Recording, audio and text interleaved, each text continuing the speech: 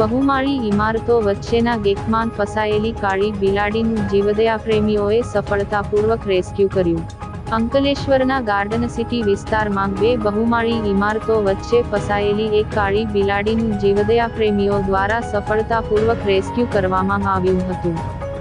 Nature protection charitable ટ્રસ્ટના સભ્ય હિરેન શાહને આ ઘટનાની જાણ થતાં તેઓ તરત જ તેમની ટીમ સાથે ઘટના સ્થળે પહોંચ્યા હતા.